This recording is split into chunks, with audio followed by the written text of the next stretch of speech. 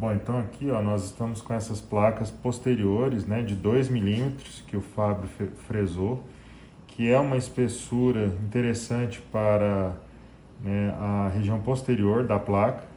Então nós vamos, abre um pouquinho, nós vamos inseri-la lá, morde. Então nesse momento a gente avalia, pode abrir um pouquinho, fecha.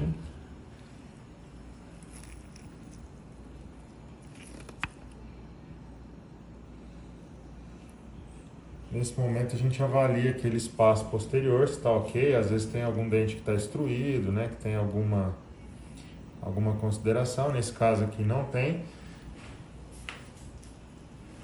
E aí a gente tem algumas opções do jig anterior em relação às espessuras. E aí depois que a gente coloca a placa e estabilizou 2 milímetros lá atrás, nós vamos ver qual que é a melhor que vai se encaixar aqui na frente.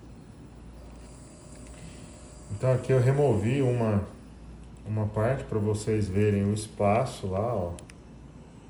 Então tá bem adequado. E aí agora existem algumas espessuras do jig anterior que foram feitas, né, da placa, para saber qual que mais se assemelha à situação em questão. Nesse caso aqui, essa mais espessa, para a gente poder fazer a captura.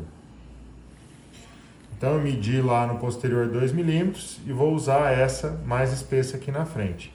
Então agora eu removo lá, vou fazer todo o processo de desprogramação e eu já sei que o ideal é usar esse jig com essa espessura na cor preta. Então aqui com a placa do jig já em posição, estabelecemos aquela altura correta lá. Aquela placa posterior é só um calibrador de espessura, tá? Então nós vamos fazer ela de 1, 1,5 e 2 milímetros, que seria, né, um número mínimo 1 milímetro, não recomendado, né, o ideal 2 milímetros e 1,5 intermediário. Então você coloca lá atrás, né, 1 milímetro para dentes, situações que estão instruídos, alguma situação assim, né, mas o ideal é que fique 2 milímetros lá atrás de espessura para a placa, se precisar de algum ajuste. E aí a gente seleciona o jig que mais se encaixa aqui na frente, remove lá os calibradores, faz a desprogramação e registra. Então nesse ponto aqui está pronto para o nosso escaneamento. Caso for fazer moldagem e registros, aquele calibrador ele tem, né, aquelas reentrâncias que você pode fazer o reembasamento dele com acrílico ou com material silicone de registro e fazer os registros posteriores.